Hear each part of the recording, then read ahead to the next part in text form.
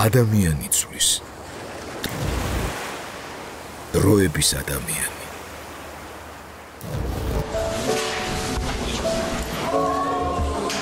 ძალიან ქართველია. აი ძალიან უყვარს თავისი ქვეყანა და ვერსად ვერ გაძლოს სადაც კი იყო. ასე რომ ეს პატრიოტობა თუ გულში არა გაქვს, ვერავინ ვერ გასწავლის. ჩიტებს ფრენა არა ვიწყდება, ბრძოლა ბოლომდე, გამარჯვებამდე.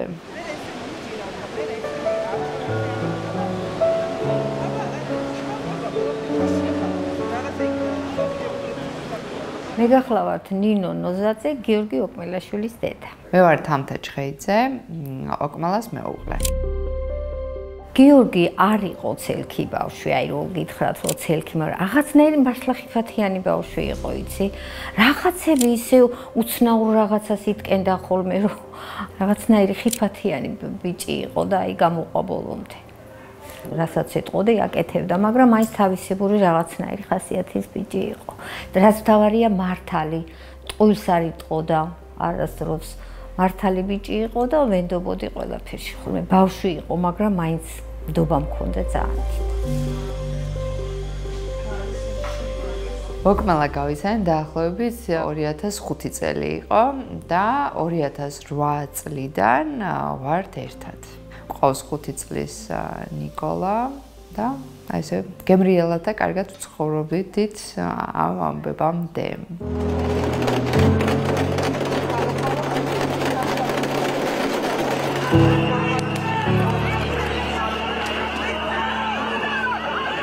ოკმელა ძალიან ენერგიული და ძალიან დადებითი პიროვნება, რითაც მან მომხიბლა. გაბრაზებული ვარ და რაღაცის თქმას რო ვიწყებ ხოლმე, აი ესეთ რაღაცას შემბრუნებდა და ესეთ რაღაცას მეტყოდა, რომ ეგრევე მეცინებოდა და საერთოდ მოვიწყდებოდა ან წყენა, ან გაბრაზება. ეგრევე მინდოდა რომ ჩავხუტებოდი ხოლმე და მეც მეცინებოდა. ძალიან დადებითი ადამიანია. სადღაც 15 თუ 16 წელი გამოდის, რაც ერთად ვართ. მე 7 კლასში იყო უკვე, რომ სპორტზე დაიწყო სიარული რაგბიზე. ხო და აი ამ რაგბიზე იყო გაგიჟებული, ძალიან კარგ გუნდში თამაშობდა და რაგბის ეგეთი სპორტია. სუნდა დაეხმარო და აი ეს მიხმარების და დახმარების ჟინი ქონდა ყოველთვის. სამართლიანი ბიჭია, ბავშვობიდან აი აქამდე. ძალიან პრინციპულია, ძალიან შეიძლება ითქვას უზომოდ სამართლიანი ადამიანია, ერთგული და სულ ყოველთვის ცდილობს რომ სხვებს დაიხმაროს, სულ ყოველთვის ამას ცდილობს, რაც მე მასთან ერთად ვარ და ერთად ვცხოვრობ. მე ხულიგანა იყო ასეთი რაგბის კლუბი, იქ თამაშობდა, ახალგაზრდულ ნაკრებში იყო, მსოფლიო ჩემპიონატზე აქვს ნათამაშები საფრანგეთში და აი შემოქმედებას რაც შეეხება, უკვე ინსტიტუტი რო დაამთავრა. მაშინ დაიწყო მუშაობა, მამუკა ღლონთან დაიწყო მუშაობა ტელევიზიაში და აი იმის მერე გაუჩნდა ინტერესი და მე უკვე ასაკიც მოემატა, რაღაცაც უკვე თავი დაანება და იქიდან მე დაიწყო რა ეს რეჟისორობა. არ ვაზვიადებ და ზედმეც არ ვიცახი რა, აი მართლა ძალიან კარგი პიროვნებაა და ძალიან დადებითი ადამიანია. რო აი ესე უყვართ ყველას თავის ამეგობროსაც და თუნდაც ერთხელ ვისაც ყავს ოკმელა ნანახი, ისე უყვარდებათ რომ ყოველთვის ახსოვთ რა. ეს არის ედბლექსიზე მიღებული ჯილდო. ეს არის ნიკა გუჯეჯიანის ჯილდო, საამაყო და ეს არის ოკმელას მეგობრის ნახატი, დანტესი, დახატა და ებრძვის ორთავიან არწივს. რუსების არწივს და ერთი თავი მომტრაული აქვს და მეორეც ხელში უჭირავს და ესეც მალე აუცილებლად დასრულდება და ნუ რა თქმა უნდა ისევ და ისევ ეს ჩვენი ჩიტებს ფრენა არა ვიწყდება ბრძოლა ბოლომდე გამარჯვებამდე. ახობაძის ნაქონი ფურცლები. 26 მაისისთვის უნდა გაკეთებულიყო რაღაცა სცენარი და ოკმელასთან კონტაქტში და ოკმელასთან იქ ციხეზე გაუგზავნეს, რა უნდა ყოფილიყო, როგორ უნდა ყოფილიყო და ოკმალამ იქიდან ციხიდან გამოაგზავნა მოკლედ ეს ჩანახატები და ჩანაწერები აი ამ რეკლამის და მოკლედ გადაიღეს თავისმა მეგობრებმა ჯილდოც მიიღო უამრავი Adblexis-ზე სექტემბერში ყოველ წელს სტარტდება ეს რეკლამო ინდუსტრიის დიდი კონკურსები და Adblexis-ზე მე მგონი რაც კი რაიმე ჯილდო იყო ყველა ამ რეკლამამ მიიღო. მეგობარის ბორჩხა, ვინც რეჟისორი იყო მაგ გადაღების დროს და არის, არ ვიცი, ძალიან დიდი ადამიანი და ყველას აი უდიდესი წვლილი მიუძღვის აი ამ რეკლამის შექმნაში. აი მაგ რეკლამის შემდეგ გიორგი ახობაძის ერთ-ერთ პროცესზე გიორგი ახობაძემ დაწერა ჩიტებს ფრენა არა ვიწყდებათ კალმით თავის ფურცელზე და ასე აღვაჩვენა დარბას და ეს კადრიც არის ახობაძის და რო გამოვიდა ჩარჩოში ჩასმული მაჩუკა ესეც ჯილდო არის ესე რომ ვთქვათ ერთ-ერთი აი ამ სიტუაციის 2008 წელს ომიც რო გქონდა მაგ დროსაც აი ახალი დაწყებული გქონდა ურთიერთობა და ქვეყანაში არ ვიყავი, წასული ვიყავი და მეც რაღაცა პრობლემები შემექმნა ომის გამო რომ რაღაცა წალკიდან დაუბრუნდით და ძალიან დიდი პრობლემები იყო და აქედან ნერვიულობდი ოკმალაზე რომ აი ეხა წავა არ წავა და ის მაგაზე მქონდა საუბარი და ერთხელ მითხრა რომ მივდივარო და ანუ ეს საუბარიც ერთმანეთთან დარეკო ის საშუალებაც არ გქონდა და 1-2 დღე ვერ ვესაუბრე თვითონ და მისი მეგობარი აპირებდნენ მოკლედ მან წასვლას მაგრამ არ წაიყვანეს თვითონ რატომღაც არ შეიძლებაო და მაგ დროს არ წავიდა აი აქედან მოყოლებული უკვე ჩვენს ცხოვრებაში აი ეს მესამე პირი რუსეთი ისე აქტიურად შემოვიდა რომ დღემდე ეგ პრობლემა გვაქვს არა მარტო ჩვენ ოჯახს არამედ სხვებსაც სულ მთელი ხნის განმავლობაში მქონდა ის პროტესტი რომ რუსები არიან ჩვენი მტრები არის რაღაცა ისეთი გზნობები რომელიც უნდა გქონდეს რომელსაც არის სწავლება აი ერთგულებას მაგალითად ვერავინ ვერ გასწავლის გულში უნდა გქონდეს აი ეგ პატრიოტობაც ეგ სიყვარულიც ეგ სიმართლის თქმაც უნდა გულში გქონდეს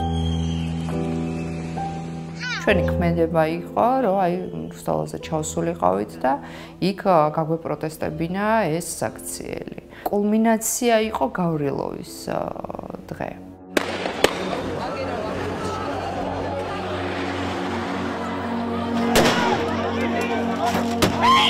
ხდები როგორი აგრესიაც და როგორი სიბრაზეც ქონდა ოკმალას მაგ დროსაც მანდ ვიყავით სულ ძირითადად იქ ვართ მერე აგერ ნიკოლაც გაგვიჩნდა და ნიკოლასთან ერთადაც აი ამას წინათ აღარ მახსოვს ვიღაცამ თხოვა ფოტოები რომ მომეძია ჩვენი სამნის და დავაფიქსირო რომ იქაც ბავშვთან ერთად ვართ აქციაზე იქაც მაგას ვაპროტესტებთ უკვე ბავშვთან ერთად ანუ ორნი აღარ ვართ ეხა უკვე სამნი ვართ და ну ეხა უკვე მარტო მე და ნიკოლა დავდივართ აქციაზე და ვაპროტესტებთ მამის უკანონო დაპატიმრებას და სულ ყვირის ხოლმე რომ თავისუფლება რეჟიმის ტყვეებს სულ განიცდის სულ ელოდება სულ ცდილობს რომ ახსენოს ხოლმე და რუსთაველზე ჩამოსვლაც ძალიან უყვარს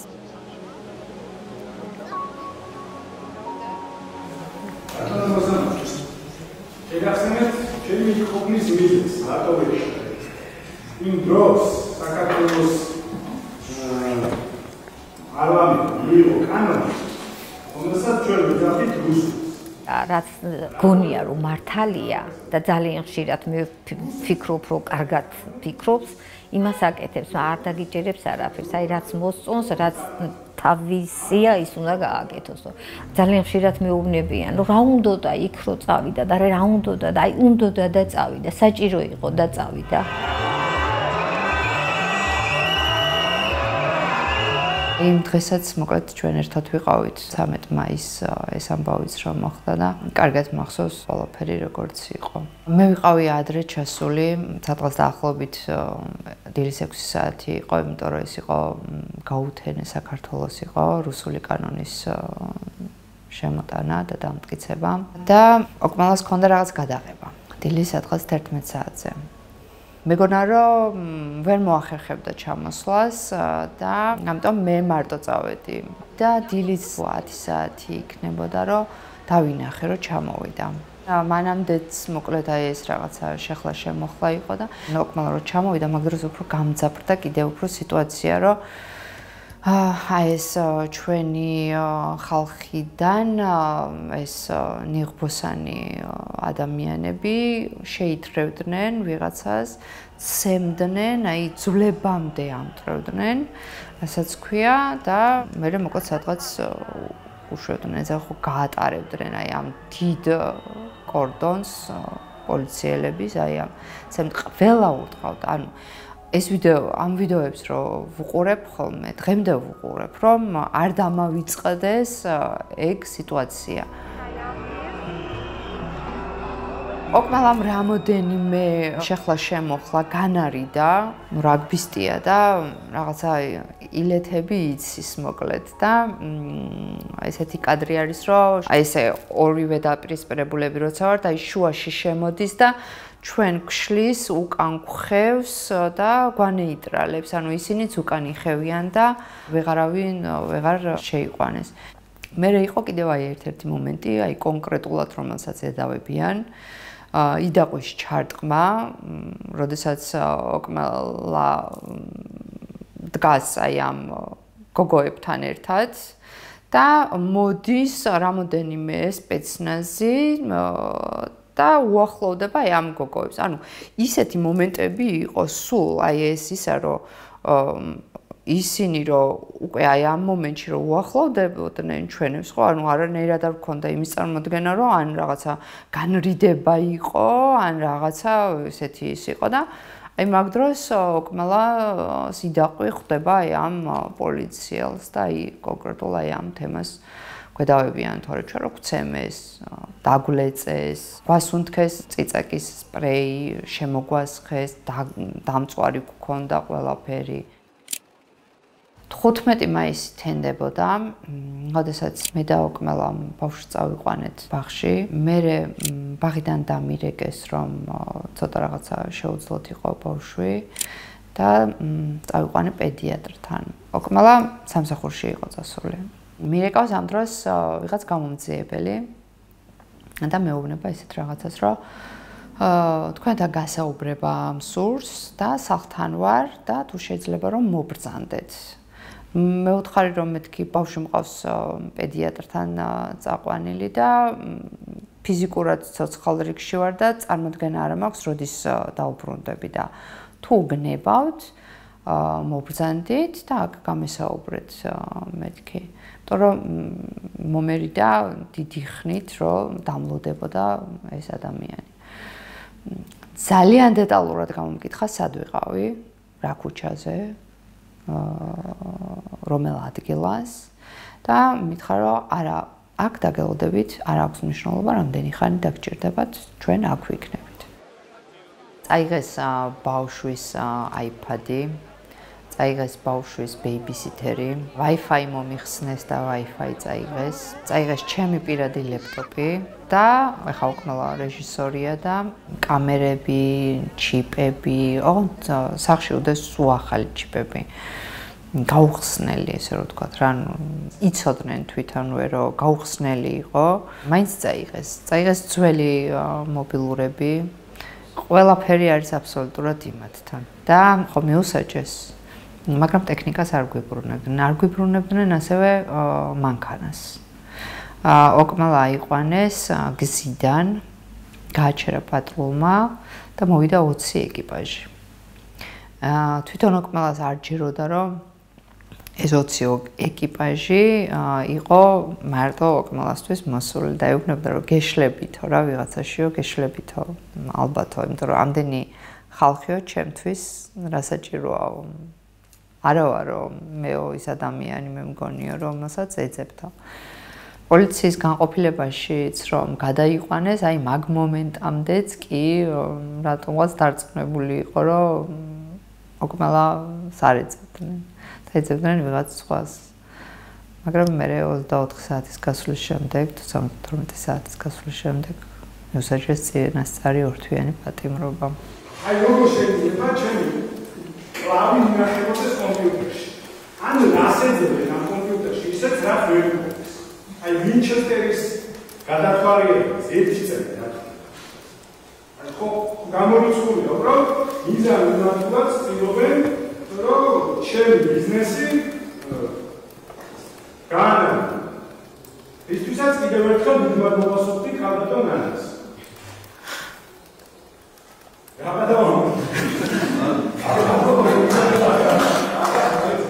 სასამართლოდეც გვიგრძელავდა მოსვლას მე და მამამის არ მოვიდნენ, არ ვიცი ვეცოდებოდით თუ არ ვიცი რაღაცა ის და მე სხვა პატიმრების სასამართლოებზე დავდიოდი, რომ რაღაცა გული დამეწყნარებინა.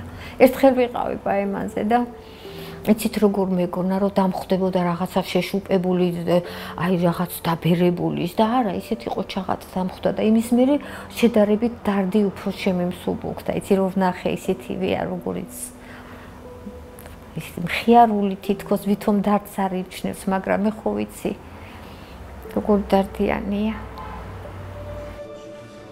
რა თქმა უნდა ძალიან ძნელი არის სასამართლოზე მისვლა. ეს დღე არის ყველასთვის კოშმარი, მით უმეტეს ბრალდებულისთვის.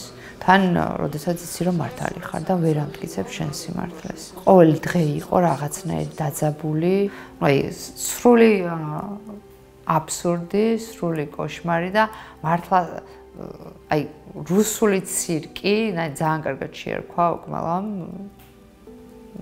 სიმღერითაც აფორმებდა პროცესებს.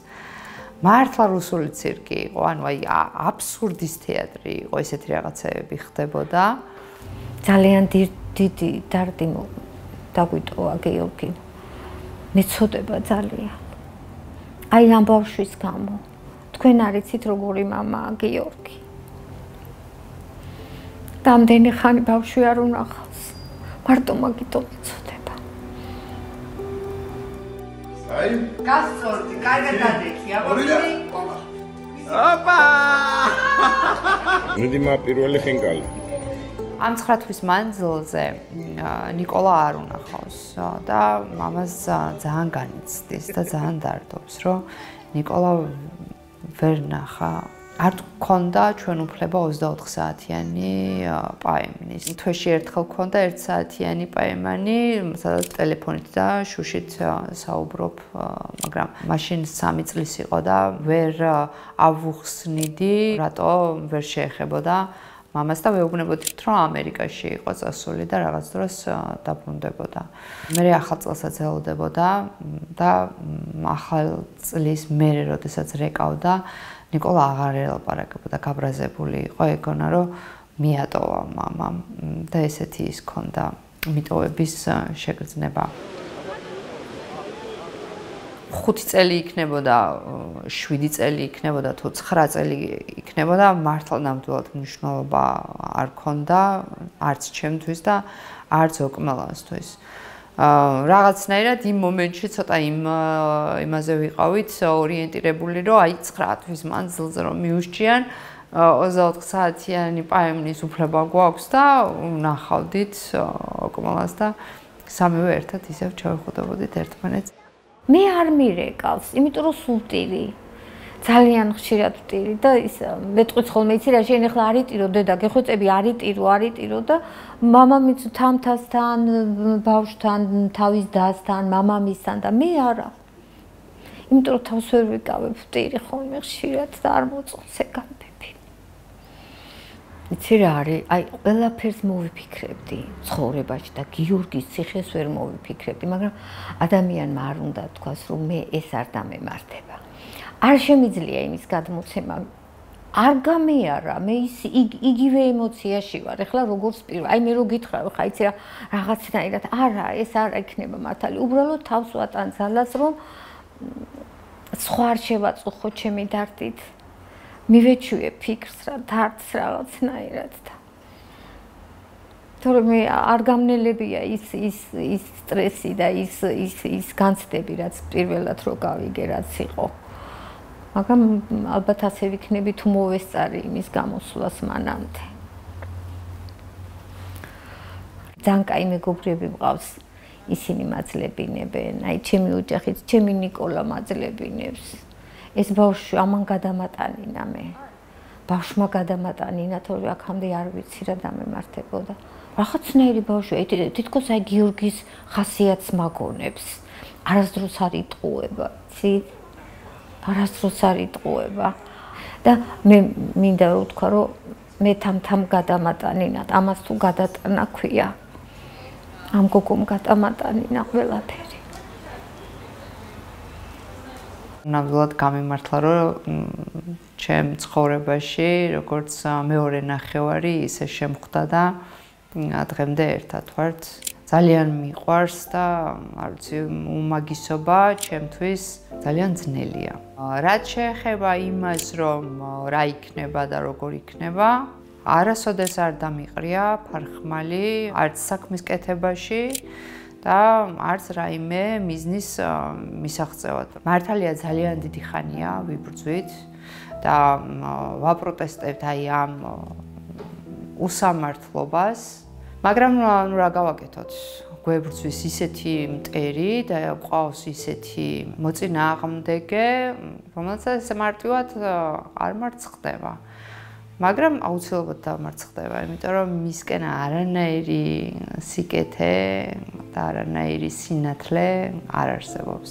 სიყვარული და სინათლე არის ჩვენთან და აი ამ გაძლებით, ერთად ყოფნით, ერთმანეთის თანადგომით ჩვენ ვიზეიმებთ ერთად, როგორც ახალი წელი აღვნიშნეთ, ისე აღვნიშნავთ ჩვენს გამარჯვებას დარწმუნებული ვარ. მე ყველა დედას განცდა ვიცი რა არის. ყველა ისე მეწოდება და მენანება ციხისთვის როგორც ჩემი გიორგი და ამდენ ხალხს როგორ გაგვწირავს ღმერთი.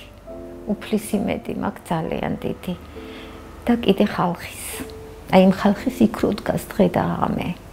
სანამ ეს შენი სურვილი და სანამ იმედი გამართლდება, გაძლება ხო უნდა. და აი ჩემ თავს ის რაღაცნაირად ვაძლებინებ. ძალიან მინატრება. ძალიან ყოჩაღია.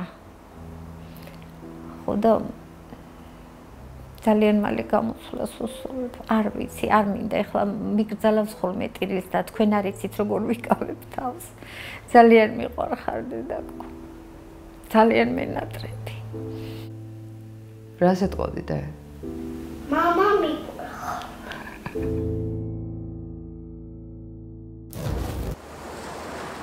ადამიანი ცulis. დროების ადამიანი. გადაცემის დროების ადამიანი ოფიციალური წარმომადგენია საქართველოს სადაზღვევო ჯგუფი.